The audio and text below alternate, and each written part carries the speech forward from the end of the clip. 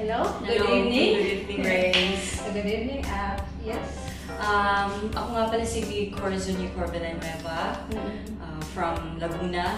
Actually, from Dumaguete ako, Bisaya pure talaga. But nagkaasawa ko ng from Laguna, Calamba. So, nakatira na din ako doon. Until now, Until now, kasi yung parents ko wala na din. Although I have a friend, family sa Dumaguete, pero mahal kasi pumasahe. Praktikal na lang ba? So, kapag sila Hindi na ka-uwi. Oo, so totoo. Siguro mga pero nandun na pamilya. Nandun sila. Pero actually, yung kapatid ko, nasa Laguna na din. Tapos yung aking anak ko. So, nasa Laguna na. Nag-asawa na rin ako siya. Doon na din sa Laguna. Okay, sige. In your quest, pagpunta mo dito sa Hong Kong, gusto ko malaman yung kinalakihan mo. I mean, how did you grow up? Because you are a learned person, so why did you come here?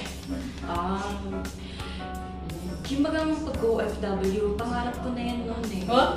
Sobra! Kahit sa, di ba, sa province tayo, pag nakapunta ng Maynila, sa totoo lang, pag may umuwi sa province namin from Manila, ito na, wow! Ang daming mga biscuits! Yung mga ganun, mga chicharon! Sabi ko, ano kayong feeling na makapunta ng Maynila? Tapos, habang lumalaki ako, syempre, nagka-edad tayo. Hindi man ako nakapagtapos ng college, pero nakapag-aral ng college due sa mga, alam natin, financial yun talaga problema una-una. Nakatry ko magtrabaho sa Maynila. Hanggang sa pag-uwi ko, parang ang feel mo talaga. Kapag nakauwi ka from Maynila to province, sarap ng pakiramdam. Tapos nung marami nang, kasi hindi naman talaga uso pa noon yung pag-a-abroad eh. Ngayon lang yan, lately, kumbaga yung mga, kasi pagka nag-abroad tayo, ang sarap sa feeling namin chocolates. yung pag sinasabi natin na, umuwi si ano yung kapitbahay mo, ang daming chocolates, alam niyo yun? Tapos pag may nadala ka na, kahit yung mga Toblerone, yung sabon, oo, sobra. Tapos yung Colgate na toothpaste, alam niyo ba, alam niyo ba pag nabigyan ako, sobrang, nung alala ko yung mama ko, kapitbahay namin umuwi, binigyan siya ng isang sabon, isang chocolate, oo, isang tsokolata na Toblerone, at saka isang damit. Kapitbahay? Kapitbahay namin. Kasi, ano na siya, 20 years din siyang nag-abroad. Since yung baby niya, mga 2 years old pa lang, tapos bumalik na binata na, tapos yung panganay, nag-asawa na. Alam mo, ang bilis ng panahon. Tapos sabi ko, ako rin, gusto ko rin mag-abroad. Tapos yun nga, nag-abroad nga ako. Pero actually, nung una kong nag-abroad ako is yung sa Qatar.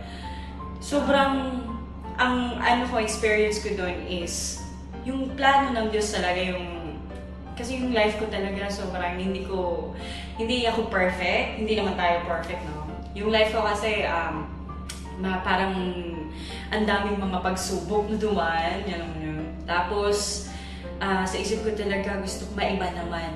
Yung maiba namang bagong, alam mo na, yung environment na ma-face mo, yung parang mabago mo sarili mo, mag-move on ka, yung parang gano'n. Kasi hindi ako, sa love life, mga gano'n, before. So, ayun nga. Tapos after that, yung life ko sa Qatar, ayos naman. Amo ko kahit saan pumupunta ako sa 9 countries na! Siguro mga 10 countries na, including this, Hong Kong. Kasi naano ko kung saan sila, kasi nagmamasahe ako sa kanya. Wow. Araw-araw yun, kaya yung mga kaugatang portion. Lumalabas na. Sobrang naglaki. Kasi, pag sinasabi yung taling na sa Wikipedia. Sa isang taon, pupunta kayo ng ibang bansa. In 1 year talaga, maraming mga pupuntahan namin. So, isang taon lang. Kasi, it's either pupunta kami ng Egypt, kasi may place siya doon. Tapos, pupunta kami sa Saudi, sa Jeddah. 2 months, ikaw lang isa maglinis sa lamang bahay. Wow! Grabe, yung experience ko. Tapos, talagang all around ka. Hindi naman ako talagang buhay prinsesa ako sa mama ko. Kahit nga, to be honest, kahit sa regla ko, mama ko naglalaban yan. Kasi, masarap sa feeling yung mama, di ba?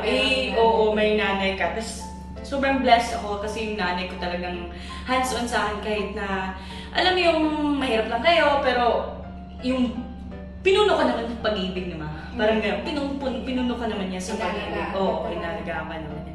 So, kahit na yung amo ko, pagpunta kami sa Geneva, Switzerland, 3 times ako nakapunta doon. Ang sabi ko nga, iba pala dito sa Pinas kasi mga bayabas ang kinukuha dito sa mga apple sa street.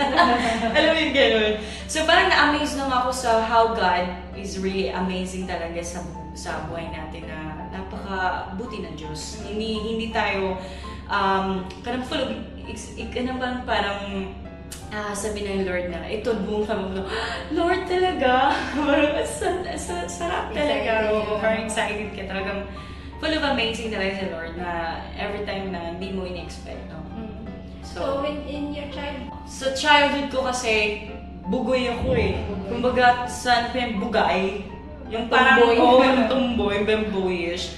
Ano kasi ako, kumbaga noon kasi, papa ko hindi kami close. Lagi ako pinapalo noon. Wait, ikaw lang ba babae sa... And actually, papa ko, parang pangalawa siyang beses nag-asawa kasi yung una namatay. So meron na siyang pamilya. Kumbaga may half-sister and half-brothers ako na... Bali, 7 kami lahat. Wow. Oo. Pero namatay na 4 na sa amin. And then sa pangalawang asawa ng nanay Pangalawang asawa ng nanay ko, kapatid ko nasa Laguna ngayon. So dalawa lang Dalawa lang kami. Oh, okay. So, close naman kami ng pamilya niyo? Oo, pamilya ko. Nanay mo, tatay mo? Actually, mayroon nga akong kapatid na, di kami nakita ever since. Kasi, sabi niya, 12 years old pa lang siya, pumunta na siya ng Maynila. Kasi gawa nga ng aming papa before is masyadong malupit. Oh, okay. Kasi di ba mga matatanda before, sila yung stricto, oo, super, ganun ang papa ko noon. So, umalis yung ate ko. Alam niyo ba na pinaprepare ko yun? Nagkita kami, nag-meet kami ni Manang. A year bago siya mamatay. So, sabi ko nga, mag-banding tayo. Matanda na rin. Namatay, nagkita kami nung namatay din yung kapatid naming lalaki. Oo. Parang, parang nandun na kami sa Manila, hindi magkita-kita. Gawa nga ng yung pera, no? Yung hirap ng sitwasyon, di ba? Hindi ka naman pwedeng maglakad, pumunta sa Marikina. Yes. Kailangan talaga ng transportation, mahal ang pamasahe. Yes. Sa bus pa nga lang. So yun, thankful ako nakita kami at Christian din siya. Mga anak niya Christian din. So thankful ako for that na talaga, Grace. Kapatid ko rin yung namatay, Christian na din siya. Yung kapatid mo na lalaki or yung half-brother ko. Okay. So okay pa yung babae mo na kapatid mo sa nanay mo? Lalaki yun. Ang sa kapatid na lang nanay ko, lalaki. Okay. Meron akong half-sister na sa Dumaguete. Yan ang sinasabi mo. Planning ko talaga umuwi next year. God's will. So, yun nga, sabi ko na sa childhood mo, I can see that you are good in English. So, you did your best in your school days or not? Actually, kasi ako, Grace, parang, ang sarap mag-salita naman, ang sarap mag-share. Actually, bata pa ako kung may nakakilala sa akin, LCP, Little Children of the Philippines. Nagiging part of ako ng organization na ganyan. So, bata pa ako, may sponsor na ako from Massachusetts, Uncle Bob. If buhay pa siya, I don't know if he's still alive, Uncle Bob Cabana, Robert Cabana, hindi ko siya makakalimutan, as in talaga, kasi he's the person also, or helping me or supporting me sa studies ko since elementary hanggang high school and even college, pero hindi lang ako nakatapos gawa ng maraming alam mo, pagsubok sa buhay na parang give up ka na lang, parang ganun. So, kasi may free will time binigyan ng Diyos. Yes. So yun, I was actually good in terms of study, pero may time talaga na yung bang parang suwail ka minsan na parang mag-aaral ba ako? Kasi sometimes kasi, naalala ko dati, naglalakad, hanggang yung sapatos mo lang manipis na. Ayaw mo na pumasok. Okay. Parang gano'n. So parang actually Hindi naman ako. Hindi naman sa, parang oo. nag-discard ka siguro siya. Hindi naman sa Hindi discard. ka rin nahihiya. Hindi ka na nagdi-jelly sa mga klase mo. Hindi naman. Actually, nung nasa ako, high school, di ko makakalimutan si Sir Inoferio. Pag may event na kagaya ng singing contest, ako sinasalang yan. Sinasalang ako ni Sir Inoferio niya. Tapos, actually, mananalo siya. Kaya ko lang pero walang yan. At least by experience, no? Yes. Pero, tas pagdating ko sa college nung sa AXAT, nag-aaral ako sa AXAT before thinking about private yun. I was taking engineering, computer engineering, pero due to siguro lang na am I choosing this kind of course na parang ang hirap about engineering? You're talking about engineering, parang mathematics na. Yes. Ang hirap ko ito. Kaya nga, It's all about programming. yeah, tapos kaya sabi ko, parang gusto kong mag-shift ng other course. Pero okay, let me ask you, what is your supposed to be dream? To become a nurse talaga. Then, why did you not go to Kasi medical? parang yung time during that time kasi is yung mga friends mo, kasama ko sa LCP before, yung mga kabatch ko, computer din ako, computer na din ako. Kaya pala. So, I was just like, yun yung time na parang ako'y, pero sabi ko na, malapit ako sa Panginoon sa time na yun. Tumaluwiling lang din ako, parang sabi lang, sige, bahala ka. Okay. And then, yung life ko before kasi, and now, nagbago. Nagbago. In what way? In what way? My directions. Feeling mo, wala kang direction. Before. Not even though someone helped you going to No, school. before, I don't have any directions with that. Kasi parang feel ko talaga, I was like, masamang tao. Parang, Balita feel mo, ko talaga. hindi ka naman balita. Kaya ka palaban ka lang talaga na open. Hindi ako ganun. Mama ko, wala kang maririnig na may kaaway yan. Ikaw. Ako, maano lang ako, parang, sige, pero pag duwag-duwag. Anyway, hindi parang lang, mabait naman sa mabait. Okay, mabait ka sa mabait. Kaya lang, masyado sige, pag ginanong ako, parang gano'n. Ayun. So, masaya naman ako sa pag-abroad talaga. Yung life ko talaga sa pag-abroad is hindi madali. So, wait, single ka nung first abroad mo sa Qatar? Yes, Single single ka. ako. So, after nung Qatar, umuwi ka ng Pinas, then you meet your husband. Yes. No love at first sight. Talaga, galit ang gwapo. I know. Actually naman hindi ako tumitingin sa physical appearance. Ang tinitingnan ko kasi yung kalooban.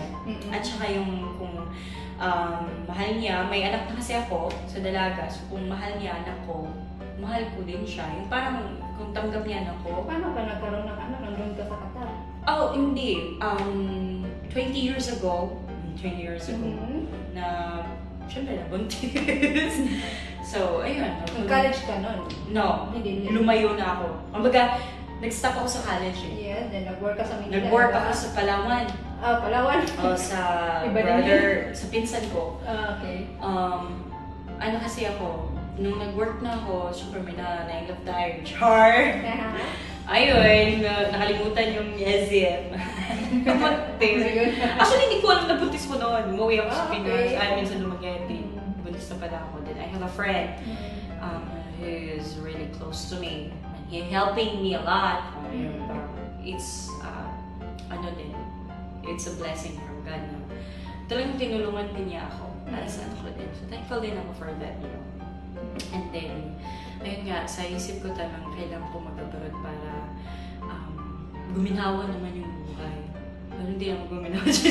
Sinong yung nagwa-watch ngayon, mainam talaga kung may pagkakataon kayo mag-aral, tapusin nyo. Kasi para mas magandang future nyo. At makaroon kayo ng magandang trabaho. And hindi naman masama or hindi naman mali yung pag-a-abroad. Kasi yung pag-a-abroad, dugot pawis yung mo yan, puhunan mo. Tsaka yung paghihirap mo dito, hindi madali po. Lalo na pag may asawa at mga na. Kasi Iniwan. oo, na iniwan mo sa Pinas, talagang mag-iisip ka lagi, araw-araw mo homesick ka. Hindi po yan madali as a OFW. Pero proud na ako na become ang OFW kasi bihira lang talaga yan. Nakapunta ka ba naman ng ibang Oo, sa ibang bansa, sa'yo? totoo yan. Hindi ka nakagasto. Oo, amo mo. totoo yan, Grace. It's talaga, blessings from God na different countries na napuntahan ko, even Paris and Italy. Nadaanan ko na yan, guys. Amerika lang wala, or in Canada wala. Okay, kailan ka bumalik sa presensya ni Lord? Bumalik ako nung pagkabalik ko rin, yung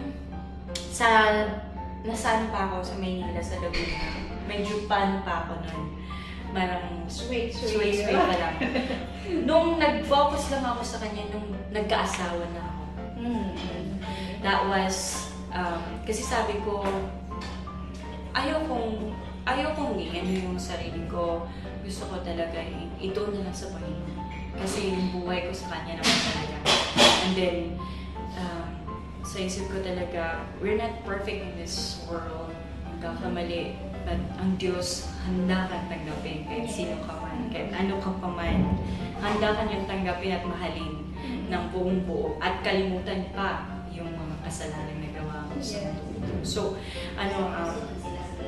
meron talaga akong verse na hindi ko talaga ever since from childhood ako, from LCP hanggang ngayon, yung John 3:16, una yan, Matthew 6:33, pangalawa yan, tapos yung Philippians 4:30, hindi ko makakalimutan yan, at saka Jeremiah 33.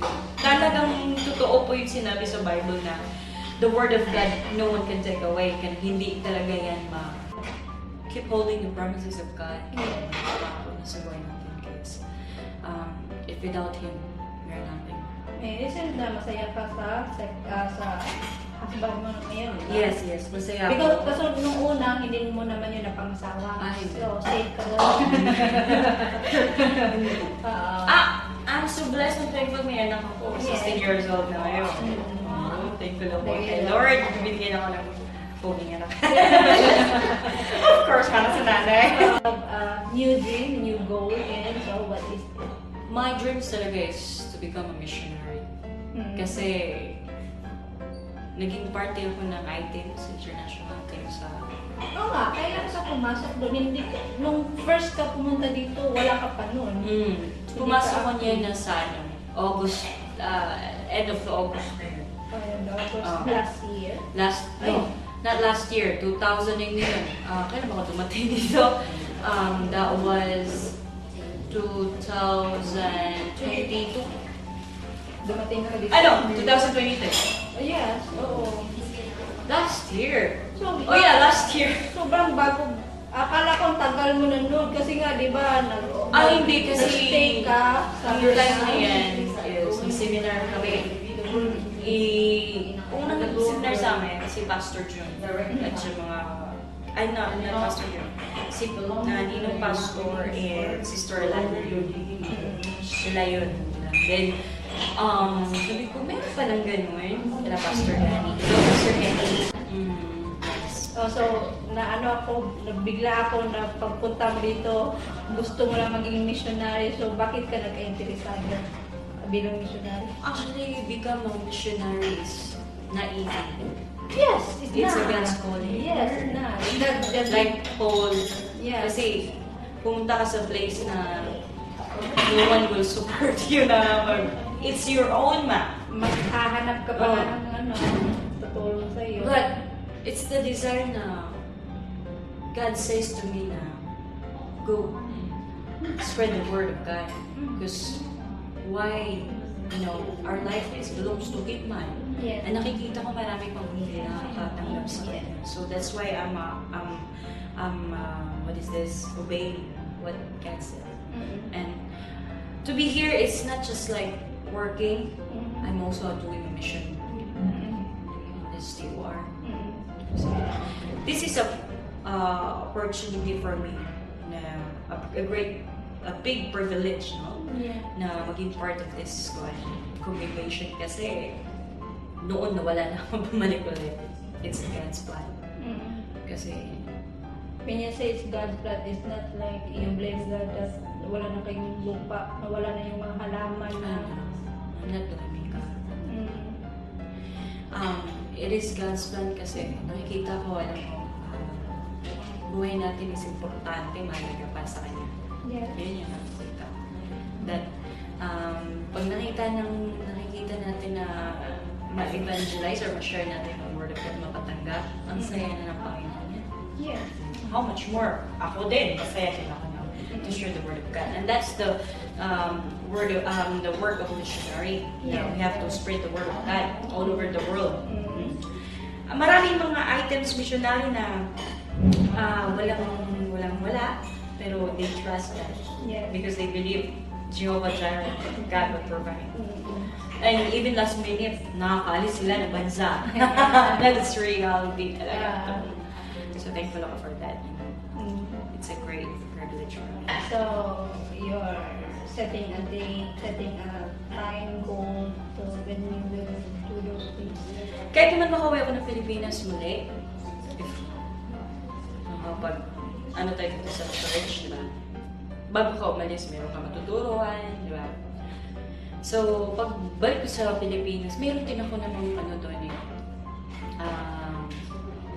missions din doon sa church ng Jesus Revival. So, need din nila ako doon. Or at the same time, kasi pansamantalang nandito pa ako, so, I do believe na kanang, di ba pag, naniniwala ako pag may umaalis, may Yes. Oo, di ba? Pumapalit. Oo, pumapalit sa yung bagay. So, do believe na kahit nandito sa Hong Kong ako, sila naman ay doing well, mga youth. And then ako, enjoying myself while I'm serving God. Kasi, sabi nga ni Pastor Jim, go all the way with God and enjoy the trip. Diba? So you're saying that hindi pera ang pinuntahan dito, hindi trabaho, hindi kasi naghihirap kayo doon.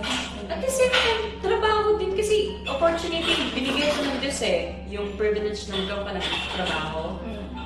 So, habang nagtatrabaho ka, may mission ka dito sa Hong Kong. So, meron nga tayong evangelism. So, that is number one nga maganda na ginagawa ng isang church para i-share yung word ka. And then, at the same time, kumikita ka kasi hindi ka na mapapabayaan ng Diyos, di ba? Mga anak ng Diyos, hindi pinabayaan yan. Diba? Pag sabi mo nga, Lord, kunti na lang talaga yung pera ng wallet ko. Alam ko, Lord, bibigyan mo ako. Diba? Si Lord niya ang bahala. Yeah. Pero huwag namang magantay ka na lang. Siyempre, you have to work, man. Yeah. So that's why. Yun nga, being an OFW here in Hong Kong, it's a great privilege and opportunity for me kasi while I'm doing my job for 6 days every week.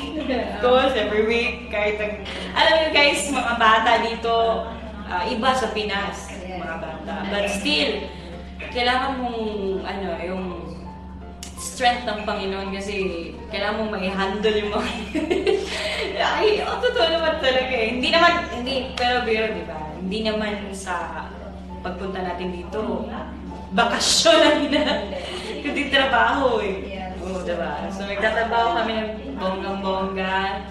Sa totoo lang, hindi ako marunong dati maglinis. Dahil spoiled man.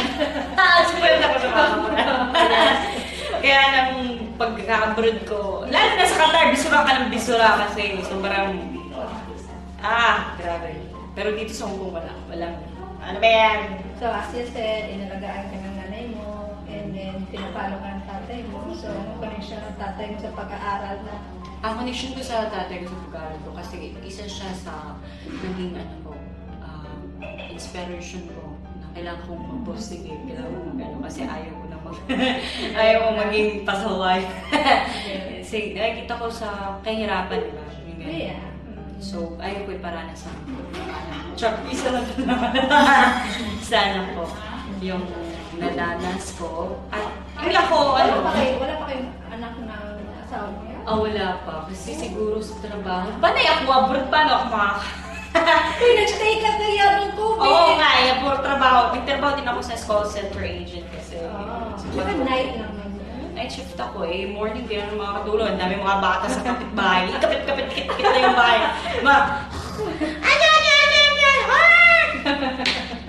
Antok ka pa! Ay, patulogin niyo naman ako!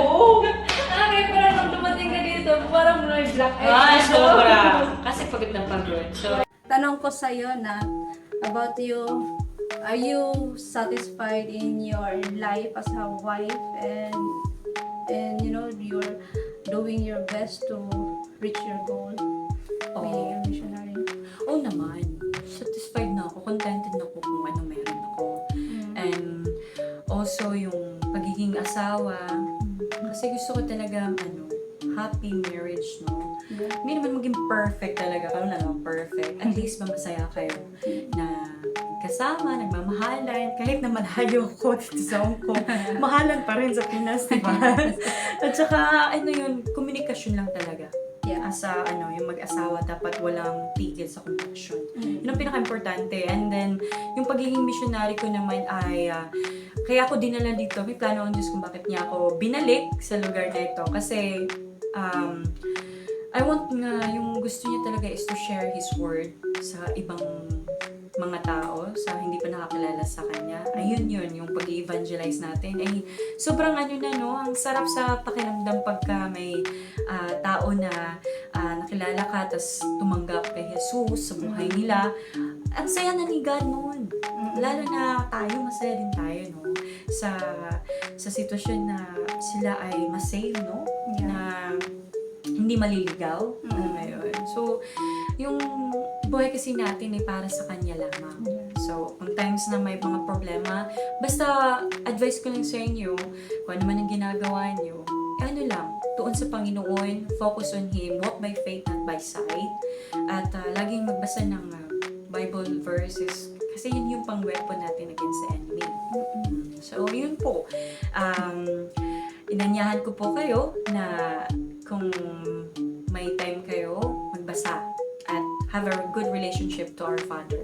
Para kasi yung Ama natin dito sa lupa na naglalambing ka, ganun si God. Gusto niyang ganun tayo. Because He's our daddy. So, dapat,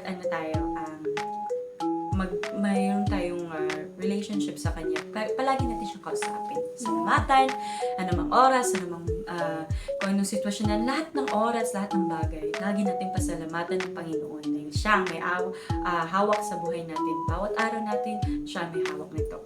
Kaya, ayun po, salamat sa inyo. Salamat sa mga viewers. Yeah, sa mga viewers. Sa anak mo. Sa anak ko, sa asawa ko, sa lahat ng mga viewers na kakilala sa akin. Hello po sa inyo. God bless you po. Ayun nga, good relationship to our Father, our Creator. Di po ba, although, i-ano din natin sa Kanya na magkaroon tayo ng fellowship bonding ba? Yeah. Ganun. Yung prayer na yun, yung pakikipag-usap. Nabubulog na talaga. Pakikipag-usap. Ang sarap kasi mag-Bisaya, doon naman ang Tagalog. Ito sa Tagalog na lang. Anyways po, sa Live TV po, pa-subscribe na lang po at saka i-likes and i-share para po maraming na magkaroon po ng, marami na magkakaroon po ng inspirasyon, no?